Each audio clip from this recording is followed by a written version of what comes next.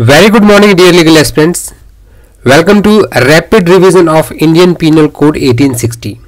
UP PCSJ में जितने important MCQs area है फ्रॉम आईपीसी हम उनको डील कर रहे थे। ये पार्ट 2 है। प्रीवियस पार्ट में कुछ वॉइस का आप इशू बता रहे थे, तो आज हम चैप्टर 4 को डील करेंगे फ्रॉम सेक्शन 75 से लेकर 120 तक, यानी कि चैप्टर 4, चैप्टर 5 और चैप्टर 5A क्रिमिनल कॉन्स्पिरेसी। आप अगर चैनल पर नए हैं तो मुझे आपसे रिक्वेस्ट है कि चैनल को सब्सक्राइब कर लें और साथ ही बेल आइकन को भी प्रेस करें, जिससे जो कमिंग वीडियोज हैं उनके अपडेट्स आपको मिलते रहें। चैप्टर 4 जो है ये डील करता है फ्रॉम सेक्शन 76 से लेकर के 106 तक। अब सबसे इंपॉर्टेंट चीज क्या है कि जब आप सेक्शन 6 को पढ़ते हैं तो मैंने कहा था आपको सेक्शन 6 इन्वोक करता है चैप्टर 4 को, यानी कि सामान्य अपवाद, general exceptions, the act which are offense but we don't recognize that as an offense, यानी कि as a defense ये लोग यहाँ पे काम आता है। सबसे पहले हम चलते हैं 76 पे। 76 must be read with 79। 76 और 79 को हम एक साथ पढ़ेंगे। ये मिस्टेक ऑफ फैक्ट की बात करते हैं। मिस्टेक ऑफ फैक्ट एक मैक्सिम कई बार पूछी जाती है, उस मैक्सिम को आप लिख लीजिएगा। इग्नोरेंसिया फैसिट डॉथ एग्जुकेट, इग्नोरेंसिया जूरिस नॉन एग्जुकेट, यानी कि इग्नोरेंस ऑफ फैक्ट एक्सक्यूजेबल है but ignorance of law is not excusable. So यहां पे मिस्टेक ऑफ फैक्ट है, मिस्टेक ऑफ लॉ नहीं है। 76 में when the person is bound by the law and he done some act in mistake of fact, वो यहां पे general exception में आ जाएगा। 79 में when he is justified by the law or he is bound by justification of law, यानी कि 76 में illustration आप देख लीजिएगा, दोनों बहुत इंपॉर्टेंट है। ठीक है, बाउंड बाय लॉ क्या है कि कमांडिंग ऑफिसर ने सोल्जर को बोला कि भीड़ पर गोली चला, उसने गोली चला दी, किसी की डेथ हो गई। सोल्जर ने कोई अपराध किया नहीं किया, because he is bound by law. एक officer of an court of justice court के आदेश पे वाई को अरेस्ट करने गया, लेकिन वहां पे किसी बदमाश ने बताया कि जो जेड है वही वाई है, धोखे से जेड को लेके आ गया, वाई समझ के, मिस्टेक ऑफ फैक्ट, एक्सक्यूजेबल है। 79 को इसके साथ देखेंगे। 79 कहता है कि act done by a person be justified, जहां जस्टिफाइड बाय लॉ है। ठीक है, तो वो दोनों में डिफरेंस क्या है? 76 और 79 का एक डिफरेंस नोट कर लीजिए। 76 में लीगल कंपल्सन इंडिविजुअल के ऊपर रहती है, जो पर्सन एक्ट कर रहा है उसके ऊपर एक लीगल कंपल्सन रहती है। लीगल कंपल्सन में उससे मिस्टेक ऑफ फैक्ट हो जाता है, जबकि आपका 79 जस्टिफिकेशन की बात करता है कि लॉ के द्वारा जस्टिफाइड है। जैसे कि एग्जाम्पल है, इलस्ट्रेशन इसका। ठीक है, ये दोनों इंपॉर्टेंट है, बहुत डिटेल में नहीं जाएंगे। 77 और 78 कर लेते हैं दोनों। ये जज of the act acting judicially, and इसमें क्या इंपॉर्टेंट है 78 में, जब कोर्ट के आदेश पर कोई भी काम किया जाता है तो वो क्या हो जाता है, आपका एक्सक्यूजेबल है।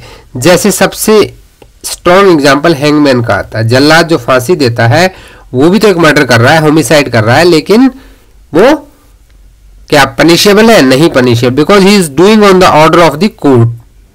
77 और 78। अब हम नेक्स्ट पे चलते हैं अपना 80, एक्सीडेंट। एक्सीडेंट्स में सीधी सी एक बात याद रखनी, जब कोई भी लॉफुल एक्ट लॉफुल मैनर में, लॉफुल मीन्स के द्वारा with due care and caution किया जाता है, तब अगर कोई एक्सीडेंट हो जाता है। इसका एक क्वेश्चन यूपी में पहले आ चुका है कि एक व्यक्ति अपने घर की छत से बर्फ को फेंक रहा था। यूरोपियन कंट्रीज में ना बर्फ बहुत गिरती है, स्नोफॉल हो रखा था, तो वो स्नो को हटा रहा था बाई गिविंग वार्निंग कि भैया मैं बर्फ फेंक रहा हूं, कोई है तो हट जाओ। अब वहां से बगल से एक बंदा जा रहा है, उसके ऊपर बर्फ गिरी और उसकी डेथ हो जाती है, तो क्या ये पनिशेबल होगा? नहीं। It comes under the section 80 accident. तो ये कहां कवर हो जाएगा? एक्सीडेंट में कवर हो जाएगा। अब आते हैं 81 पे। 81 बात करता है डॉक्ट्राइन ऑफ नेसेसिटी। नेसेसिटी की doctrine, Queen versus Dudley Stephen का केस आप सबको याद होगा, बहुत इंपॉर्टेंट केस है, कई बार पूछा भी जाता है। क्वीन वर्सेस डेडली स्टीफन, ठीक है, 1884 का ये केस है। अब इस केस में क्या हुआ था कि ये 3 लोग एक नाव में जाते हैं और भाई समंदर में इनका शिप डूब जाता है, तो एक नाव में सरवाइव कर रहे हैं। अब ये अपने एक तीसरे साथी को, जो 17 ईयर्स का एक लड़का था, उसको इन लोग मार के खा जाते हैं, क्योंकि इन्होंने क्या दलील दी कि वो तो मरने वाला ही था, हम खुद को बचाना चाहते थे। तो यहाँ पे डॉक्ट्राइन ऑफ नेसेसिटी में कहा गया कि the self preservation is not an absolute rule in doctrine of necessity. ठीक है, इसका एक बार इलस्ट्रेशन देख लेना, दोनों इलस्ट्रेशन इसके इंपॉर्टेंट है। अब यहाँ पे खासकर जो सिप वाला है ये कई बार पहले पूछा जा चुका है। अब आते हैं 82 और 83। 82 बात करता है डॉली इन कैपेक्स। डॉली इन कैपेक्स, यही क्वेश्चन पूछ लिया जाता है कि डॉली इन कैपेक्स कहाँ दिया गया है, सेक्शन 82 में। और डॉली कैपेक्स, डॉली कैपेक्स, देखिए डॉली इन कैपेक्स यानी जहां पे कैपेबल नहीं है, below the age of 7 years. 82 absolute, जो इम्यूनिटी है दैट इज एब्सोल्यूट, यानी in 83 it is doli capax, यानी कि जहां 7 से ऊपर और 12 से नीचे है, इन दैट केस क्या होगा, वहां पे देखा जाएगा कि उसका मैच्योरिटी लेवल कहां तक पहुंचा है, and depending on maturity level it will be decided. 84 insanity की बात करता है। सबसे पहले तो ये पूछा था कौन सी इंसेनिटी, तो कोर्ट कहता है कि लीगल इंसेनिटी आपको प्रूव करनी पड़ेगी। कौन सी इंसेनिटी, लीगल इंसेनिटी। अब यहाँ पे 2 केस बहुत इंपॉर्टेंट है, एक आर वर्सेस आर्नोल्ड का केस है जिसे इंसेनिटी का फर्स्ट केस माना जाता है, और उसके बाद एक केस आता है मैकनैक्टन्स रूल्स, मैकनैक्टन्स रूल। इसी से जो सिद्धांत आए थे इंसेनिटी के वो सब जगह फॉलो होते हैं। अब आते हैं 85 के ऊपर। 85 और 86 दोनों के दोनों इंटॉक्सिकेशन की बात करते हैं। अब इसमें आप देखेंगे तो जो 85 है ना, 85 में जो ड्रिंक करता है व्यक्ति वो इनवॉलंटियर यानी अगेंस्ट हिज विल, अपनी मर्जी से वो नहीं पीता है, तो ये यहाँ पे आपको डिफेंस मिलता है। क्वेश्चन क्या पूछा जाता है, क्वेश्चन ये पूछा जाता है कि the person is doing that act incapable of knowing the nature of act, he is doing what is either wrong और कॉन्ट्ररी टू द लॉ। ये दोनों की दोनों चीजें आपको पता होनी चाहिए, यही चीजें पहले पूछी जा चुकी हैं एमसीक्यू में। 86 जो है ये डिफेंस नहीं है, क्योंकि यहाँ पे क्या है कि जब बंदा इंटॉक्सिकेट हो रहा था, ड्रिंक ले रहा था, तो इंटॉक्सिकेट होते हुए उसकी विल थी, तो कोर्ट ये मानेगा कि जब पीने से पहले उसको पता था कि पीने के बाद क्या हो सकता है, he is having knowledge of that. तो यहाँ 86 में वॉलंटियर है, तो 86 डिफेंस के तौर पे यूज नहीं होता है। अब एक बात कर लेते हैं कंसेंट की। कंसेंट को समझना है तो उसके लिए थोड़ा सा हम बेहतर तरीके से इसको समझेंगे। चलिए कंसेंट की बात करते हैं। Consent under IPC. अब आईपीसी में जो कंसेंट है इसकी डेफिनेशन कहाँ दी गई है, क्या कहीं डिफाइन है? ये वैसे डिफाइन नहीं है, बट इसकी एक नेगेटिव डेफिनेशन सेक्शन 90 में देखने को मिलती है। सेक्शन 90 कैसे डिफाइन करता है इसको? सेक्शन 90 इसको कहता है कि उस कंसेंट को कंसेंट नहीं माना जाएगा जो फियर ऑफ इंजरी में दी गई है। किसमें दी गई है?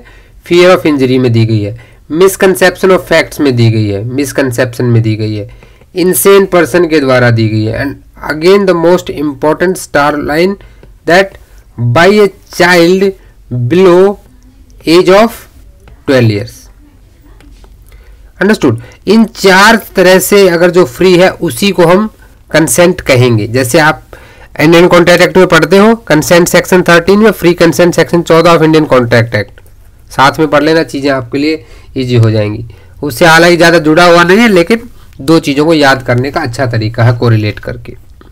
अब देखिए यहाँ पे 90 बीच में है। अब 90 से इधर आते हैं आपके 87, 88 एंड 89।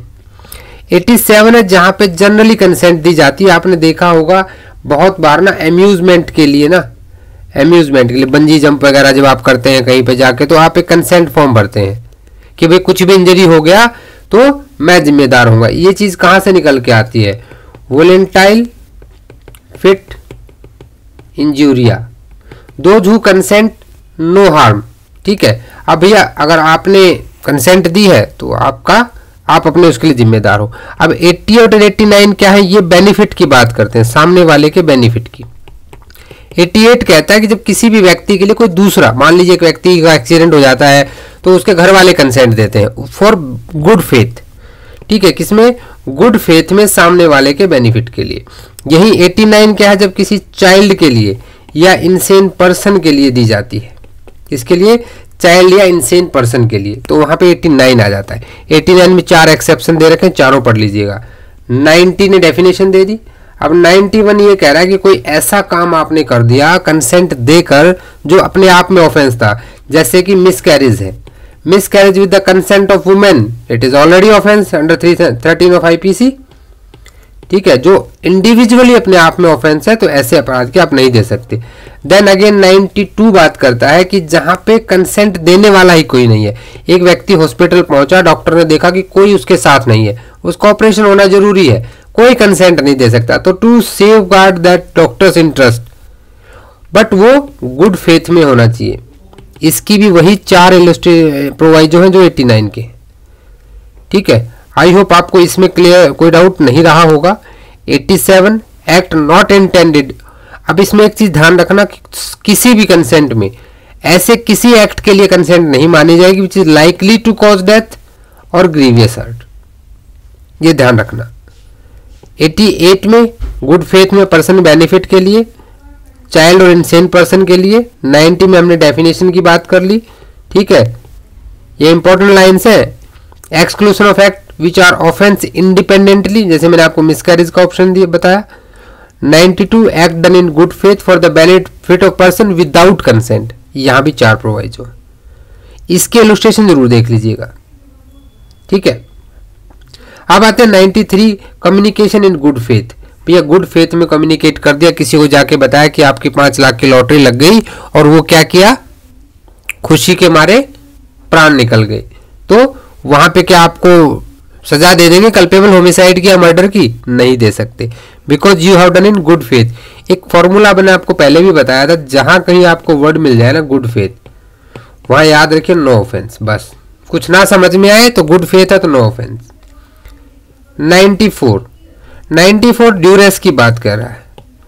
ड्यूरेस मतलब आपके ऊपर किसी ने डर दिखाया कि मैं तुम्हें जान से मार दूंगा। गैंग ऑफ डकैट्स स्मिथ को पकड़ते हैं और बोलते हैं अलमारी तोड़ो नहीं तो हम तुम्हें जान से मार देंगे। तो भैया वहां पे जब फियर ऑफ डेथ होता है ना, तो इन दैट केस अगर कोई एक्ट किया है आपने, गैंग ऑफ डकैत को ज्वाइन किया because of they threaten you to kill, not to beat you, पीटने के लिए नहीं बोला है, ये भी ध्यान देना है यहाँ पे। 95 ट्रिवलिंग एक्ट की बात करता है, जहां पे स्लाइटली हार्म्स है, जिनके केसेस की जरूरत नहीं होती है, बस इंडेक्स बेस्ड पता होना चाहिए। अब आते हैं राइट ऑफ प्राइवेट डिफेंस। ये एक इंपॉर्टेंट टॉपिक आ जाता है, इससे पहले तक हम पहले भी कवर कर चुके थे। तो 96 से लेके 106 तक जो है किसको कवर किया गया है, राइट ऑफ प्राइवेट डिफेंस को। अब 96 एक जनरल प्रोविजन है जो ये कहता है कि भाई राइट ऑफ प्राइवेट डिफेंस हो सकता है। 97 बता रहा है कि 2 चीजों के अगेंस्ट में हो सकता है, सेल्फ की बॉडी, दूसरे किसी की बॉडी, या फिर कोई ऐसा एक्ट जिससे ऐसा ऑफेंस हो सकता है जो ऑफेंस अफेक्टिंग ह्यूमन बॉडी। अब ये कहां बताए गए हैं, 299 से 377 तक, कहां, chapter number 16 of IPC. Secondly बात करता है प्रॉपर्टी, चाहे वो मूवेबल है इमूवेबल है, अपनी है या किसी दूसरे व्यक्ति की है। इन्हीं शब्दों में ध्यान देना है, प्रॉपर्टी ईदर मूवेबल और इमूवेबल, चाहे वो आपकी है किसी और की है। अगेंस्ट एनी एक्ट 4 चीजें, पहला थेफ्ट, रॉबरी, मिसचीफ और क्रिमिनल ट्रेसपास, या इन चारों का अटेम्प्ट, उस केस में आप राइट ऑफ प्राइवेट डिफेंस वहां पे ले सकते हैं। 98 अगेन स्टार क्वेश्चन, भाई कोई अनसाउंड पर्सन है या कोई 7 साल से कम का बच्चा वो आपको मारने के लिए आता है, तो आप देखेंगे अनसाउंड माइंड है 84 इंसेनिटी में, उसके लिए जनरल एक्सेप्शन है, उसने अपराध नहीं किया, तो क्या आपके पास राइट ऑफ प्राइवेट डिफेंस रहेगा? बिल्कुल रहेगा। इस बात से कोई फर्क नहीं पड़ता है कि सामने वाला ऑफेंडर उसके लिए पनिशेबल होगा या नहीं होगा। दोनों इलस्ट्रेशन इंपॉर्टेंट है। अब आता 99 ऐसे एक्ट्स की बात करता है जहां राइट ऑफ प्राइवेट डिफेंस नहीं है आपके पास। ठीक है, all the right of private defence are subjected to this 99। अब देखिए यहां पे सबसे इंपॉर्टेंट चीज क्या आती है 99 कि there is no right of private defence against an act which does not reasonably cause apprehension of death और grievous hurt if done. Attempted to done, भाई जहां तक आपको डेथ या ग्रीवियस हर्ट का एप्रीहेंशन ना हो, ठीक है। अगर कोई पब्लिक सर्वेंट गुड फेथ में एक्ट कर रहा है अपने ऑफिस के कलर में, तो उसके खिलाफ आपके पास नहीं होगा।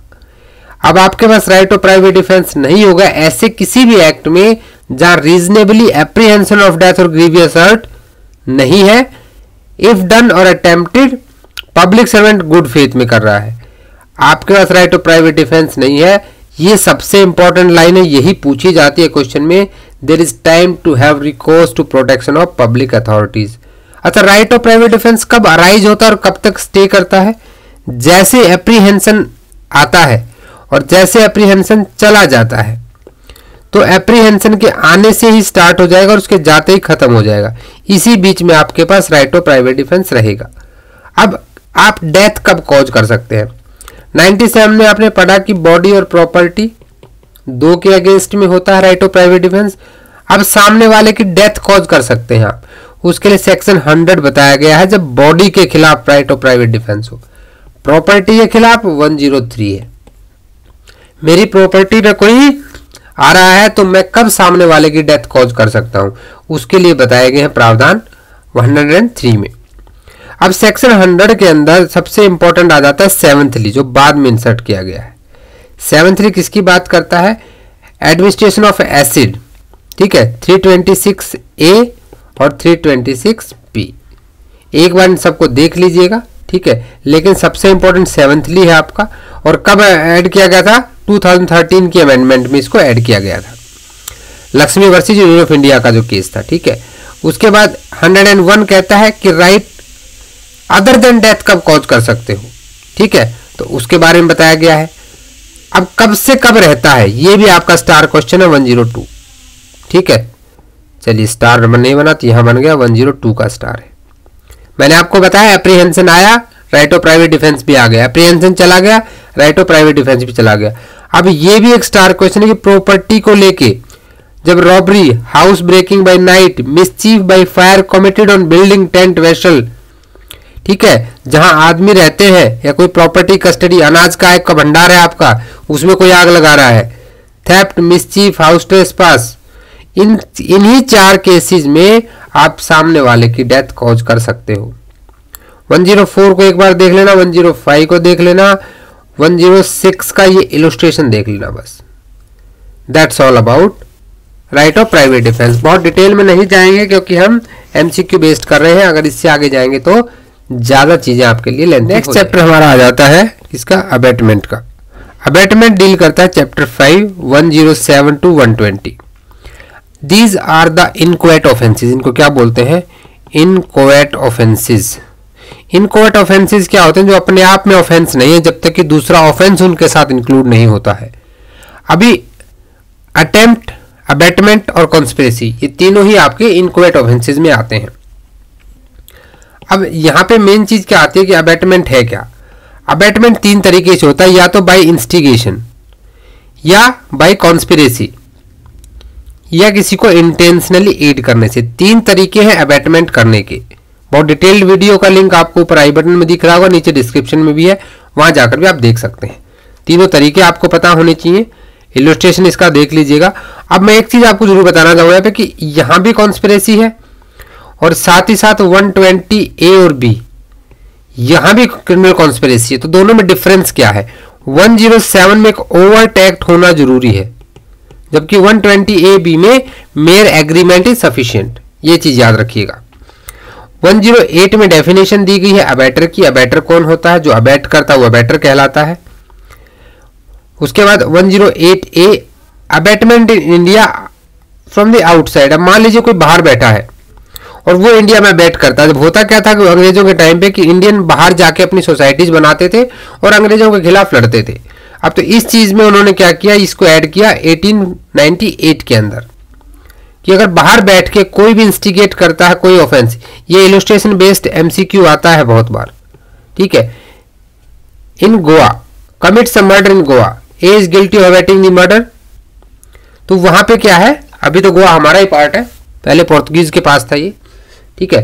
तो वहां पे उसको भी अबेटमेंट के लिए अपराधी माना जाएगा। मान लीजिए कोई ब्रिटेन में बैठा है, इंग्लैंड में बैठ के इंडिया में कोई इंस्टिगेशन कर रहा है, तो इन दैट केस भैया सीधी सी चीज, अगर इंडिया में ऑफेंस हुआ तो उसका अबैटमेंट चाहे कहीं से भी किया गया हो उसको भी हम अपराधी मानेंगे। यहाँ पे 109 कहता है punishment of abetment if act abetted is committed, जब एक्ट कर दिया जाता है, जैसे ए ने ब्राइब ऑफर किया किसको, बी को, बी एक पब्लिक सर्वेंट था, एक रिवॉर्ड शो करने के लिए उसके फेवर में अपने ऑफिशियल फंक्शन में, बी ने ब्राइब एक्सेप्ट कर ली, A has abetted offence in section 161, तो जब जो ऑफेंस हुआ है वही पनिशमेंट अबैटर को भी मिलेगी।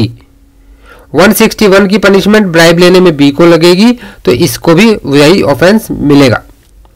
ए बी को एक फॉल्स एविडेंस देने के लिए इंस्टिगेट करता है, उकसाता है, बी क्या करता है, इंस्टिगेशन में वो ऑफेंस कमिट कर देता है, फॉल्स एविडेंस दे देता है, A is guilty of abetting that offence, तो ए यहां पे फॉल्स एविडेंस देने के ऑफेंस में ही गिल्टी हो जाएगा। अब 110 कहता है कि punishment of abetment if person abetted does act with different intention. अभी यहां पे इंटेंशन डिफरेंट है, आपने कहा कुछ किया कुछ। जब कोई अबैट करता है कमीशन ऑफ एन ऑफेंस, आपने किसी को उकसाया, if the person abetted does the act with a different intention और नॉलेज, ठीक है, तो उसे कौन सी सजा मिलेगी, the abettor be punished for the punishment provide for the offence which would have been committed. तो भैया मान लीजिए आपने किसी को पिटने के लिए, किसी को थप्पड़ मारने के लिए अबैट किया, उसने जाकर उसका मर्डर ही कर दिया, तो कमिट करने वाले को मर्डर की सजा मिलेगी, आपको थप्पड़ मारने की ही सजा मिलेगी अगर वो अपराध हुआ होता तो। अब liability of abettor when one act abetted and different act done, भैया आपने चोरी करने भेजा था, बंदा रेप करके आ गया, इन दैट केस क्या होगा, जैसे ए ने इंस्टिगेट किया चाइल्ड को to put poison into food of Z, give him poison for the purpose, the child in consequence of instigation by mistake, या ध्यान देना इस पे बाय मिस्टेक लिखा है, वो वाई के खाने में जहर को मिला देता है, ठीक है। अब ए तो कह रहा है कि मैंने तो जी जेड के खाने में मिलाने को बोला था, उसने वाई के मिला दिया, मेरी गलती नहीं है, तो यहां पे ऐसा कुछ नहीं होगा, या एक ही फॉर्मूला चलता है कि कॉन्सिक्वेंसेस क्या है। अगर उसने अबैट नहीं किया होता तो भी क्या चांसेस थे कि वो अपराध कर देता, तो उसको पनिशमेंट मिलेगी। 112 में क्या है, इलस्ट्रेशन से ज्यादा बेहतर तरीके समझ में आएंगे आपको ये। ए ने बी को इंस्टिगेट किया to resist by force a distress made by public servant P, in consequences resist the distress, in offering the resistance B voluntarily cause grievous hurt. अब उसने पुलिस वाले को कहा था कि इस पुलिस वाले को अंदर मत आने देना, अब उसने पुलिस वाले को रोका और इस चक्कर में पुलिस वाले को क्या हो गया, ग्रीवियस हर्ट कॉज हो गई है। बी ने क्या किया है, दो ऑफेंस कौन कौन से किए हैं, उसने पुलिस वाले को रोका और उसको ग्रीवियस हर्ट भी पहुंचाया, लेकिन बी को इंस्टिगेट किसने किया था, ए ने, और किस लिए किया था, सिर्फ उसको रजिस्ट करने के लिए, है कि नहीं। अब ए को ये पता था कि अगर मैं इसको बोलूंगा तो ये उसको रजिस्ट करेगा, तो उसको लग भी सकती है, तो ए को भी क्या है, दोनों ऑफेंस की सजा मिलेगी। 113 कहता है liability of abettor for an effect caused by the act abetted different from that intended by abettor. वो कुछ और चाहता था, ए ने बी को इंस्टिगेट किया कि तुम जेड को ग्रीवियस हर्ट पहुंचाओ, हाथ तोड़ दो उसका, अब बी ने क्या किया, वो सीधा ग्रीवियस हर्ट की जेड को, लेकिन जेड बाद में मर गया। इन दी कॉन्सिक्वेंसेस, कॉन्सिक्वेंस में मरा है। अब ए को पता है कि grievous hurt is likely to cause death, तो ए जो है लाइबल हो जाएगा। कॉन्सिक्वेंस देखना बस आपको, अगर अबैटर वहां प्रेजेंट है तो क्या होगा, इंडेक्स बेस याद रखिए 114 को, ठीक है। Abetment of offence punishable with death और imprisonment for life if not committed, index base याद रखिए। इलस्ट्रेशन सब पढ़ने हैं आपको, ठीक है, बाकी अबैटमेंट में आपको इतना पढ़ने की और ज्यादा जरूरत नहीं है। देखिए सब कुछ पढ़ेंगे तो फिर बहुत ज्यादा हो जाएगा, सिर्फ अबैटमेंट में इतना पढ़ लेंगे तो बहुत। अब आते हैं क्रिमिनल कॉन्स्पिरेसी के ऊपर। क्रिमिनल कॉन्स्पिरेसी को क्या है ना 1930 में इंसर्ट किया गया था, और पहली बार कॉन्स्पिरेसी वर्ड कहां ऐड हुआ था, 121A में 1870 में 1870 में ऐड किया गया था। 121A इसको क्या है डिफाइन करता है, 120B इसकी पनिशमेंट बताता है। पनिशमेंट से पहले क्वेश्चन पूछा जा चुका है, ठीक है। अगर कोई भी क्रिमिनल कॉन्स्पिरेसी करता, कोई ऑफेंस कमिट करने के लिए जो पनिशेबल विद डेथ और लाइफ इम्प्रिजनमेंट और रिग्रेस इम्प्रिजनमेंट फॉर 2 years और अपवर्ड, यानी ये वारंट केस की बात कर रहा है एक तरह से, जो 2x में हम कहाँ पढ़ते हैं, सीआरपीसी में। तो वहां पे क्या होगा, उसको उसी तरह से पनिश करेंगे अबैटमेंट के हिसाब से। अब इसके अलावा कहीं पे है तो not exceeding 6 month with fine और विद बोथ। तो जो सेकंड वाला ये क्वेश्चन पहले पूछा जा चुका है।